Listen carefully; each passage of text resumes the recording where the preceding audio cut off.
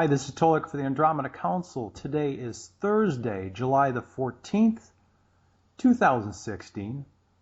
I'm honored to have with me a very good longtime friend of mine, Dan Brock.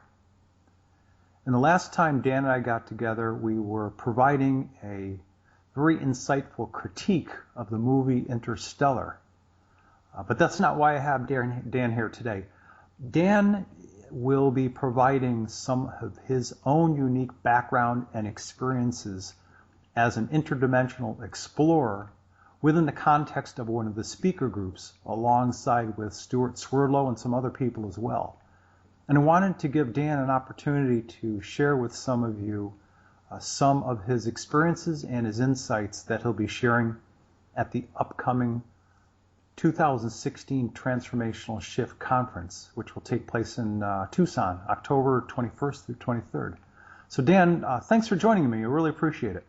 Well, thank you so much. I am really honored to be talking with you today and to take part in the Transformational Shift Conference. Yeah, I'm really excited. We've just got an awesome group of people. Also, the ticket sales are going very, very well. We've got people coming in from Australia, people coming in from Hawaii, so far from both coasts. So we're getting a pretty good, not only national, but international draw as well. So I'm excited to know that you're going to be part of this experience. I really am. Well, I'm really excited to be part of it as well. And, for myself, sharing my own personal experiences in the context of this conference, I'm believing that people may come away from it with some information that will be useful from them, at least inspiring them to initiate their own transformation and to recognize some of the tools that are out there at their disposal. Right. So when we had talked in preparation for this conversation tonight, you had said that you wanted to draw upon some of your own experiences and some of the skills that you've achieved in working your own personal transformation. Do you want to share some of those with Well, absolutely. Right. Perhaps the biggest thing was, where do I begin? What do I do? I reached a point a number of years ago, about 7, 8, 10 years ago, where I just felt like I couldn't continue to live in the way that I'd been living, with the perspective on life that I had. And it was really difficult for me to come up with a plan of action, what I was going to do to transform myself. So I sort of went from one thing to the next, and over time, gradually peeled back the onion of who I am underneath.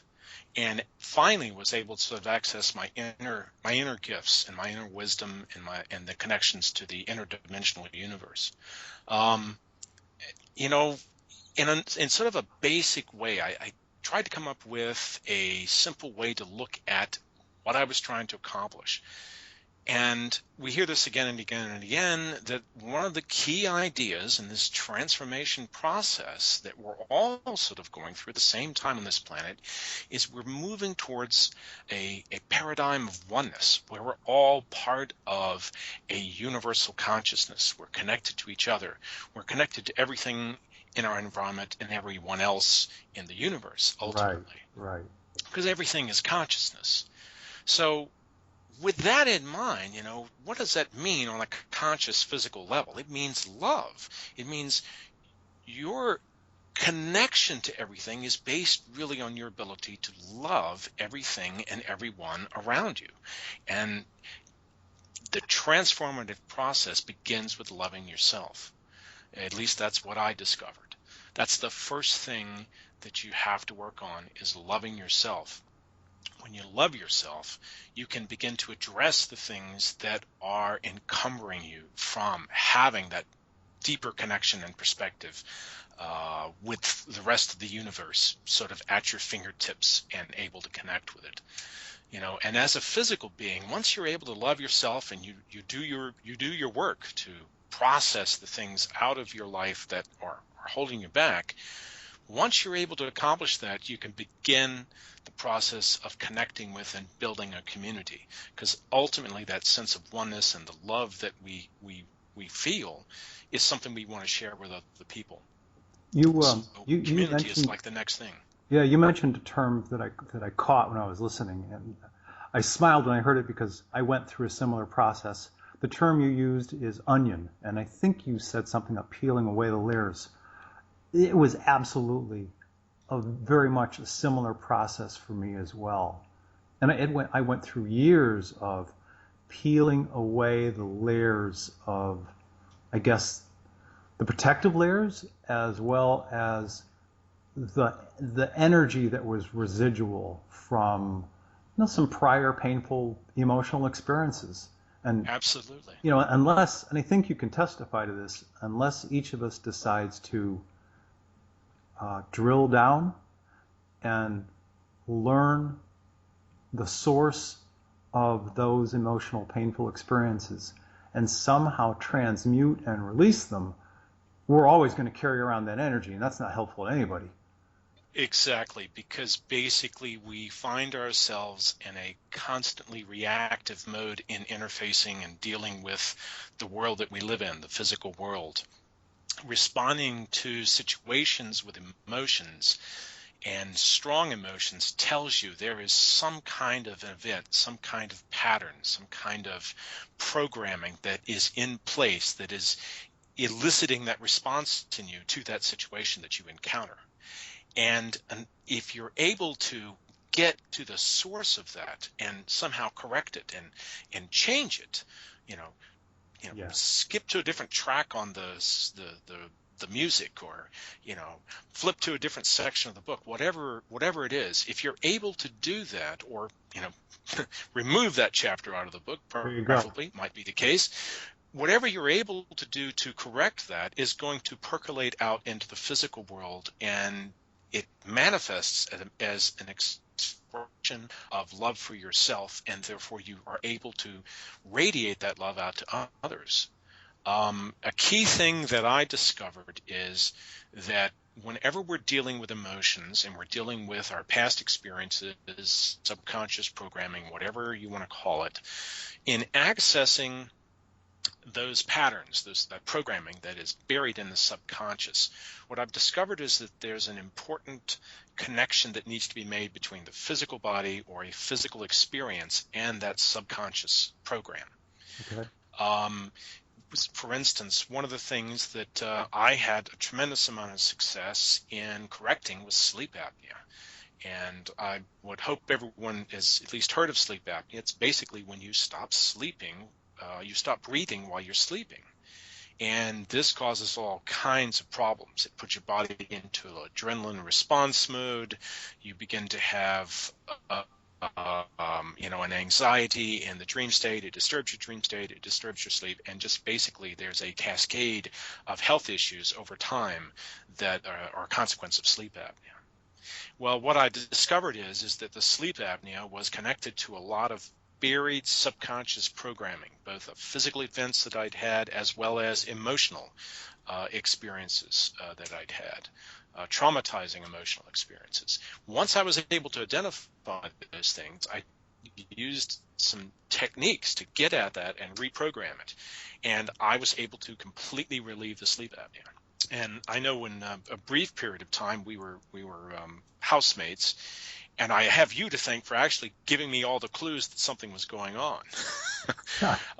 So you were at the core of me identifying or getting attached to a mission of dealing with sleep apnea. And I lived with a CPAP machine, which is an external breathing machine that keeps a constant pressure on you so that you can breathe at night. I used that for over 3 years, and I didn't realize it's been that long. And it's been a while. Yes, you no longer use it. I no longer use it at all, and I have no need for it.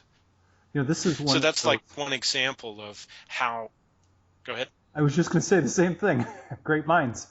I was just going to say the same thing. This is one of those perfect examples of how what someone might think is a physical issue is in fact not a physical issue at all. The physical issue is a physical manifestation of underlying past experiences, underlying emotional problems that are causing issues internally, which manifest a physical problem. They manifest physical problems, they manifest emotional problems, and this particular story is analogous to many other types of emotional things or issues, that programs and patterns that need to be corrected in order for a person to live a full, active, vibrant life in complete health, in complete awareness, and as a consequence, loving the people around you and loving everything about your life. When you're dealing with an illness that has manifested as a result of whatever the source might be, you are distracted, you are focused on that, and your emotional responses are impacted by that condition that you're living with, whatever it is. So just out of curiosity, what is life like now without the CPAP machine and no more sleep apnea? Well, it's wonderful. I tell you, it's really wonderful. There have been a lot of other things that I've done as well, which, I'd love to talk about some of those things at some point, hopefully during the conference as well, that I've experienced, including change in diet, change in water, the processing of all types of patterns, including past life patterns.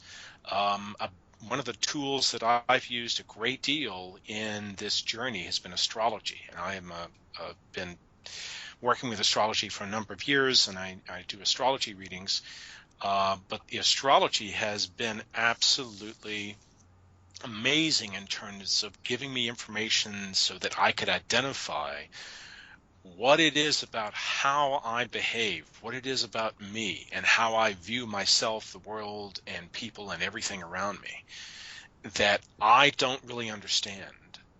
And in the process of exploring the astrology, I suddenly had all these realizations. One of them is a very simple one, is I was blurring the distinction. I discovered this through the astrology between friends and acquaintances. And my emotions were being affected by that in terms of my interactions with people. I found myself having a lot of socialization issues as a result of that. Once I used the astrology as a tool to kind of identify patterns in myself, I was able to go to those patterns and begin to deal with them. So that's an important tool. Yeah. So we've just talked about 2 tools out of probably who knows how many you have. Rather than give away everything that's in your tool bag, since this is a teaser for the conference, I'll say thank you for now. Thank you for providing such insight into, I guess, the cleansing and the growth that you've been through over the past 3 years, and sharing with people in this little video that we're doing.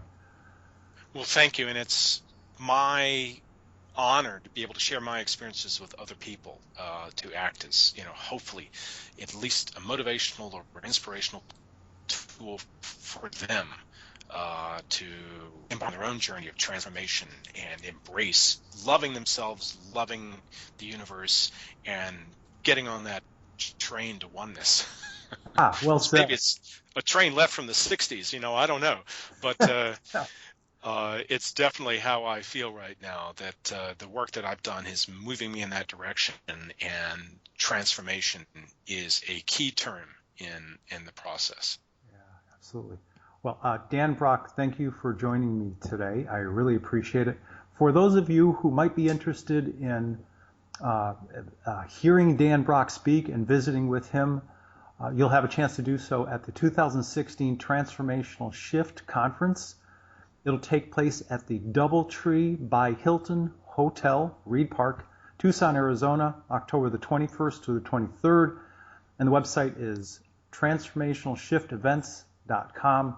And just go ahead and click on the Conferences and Events button, and you'll learn everything that you want to about the conference, including the ability to buy tickets. So Dan Brock, thanks again for joining me. I appreciate it.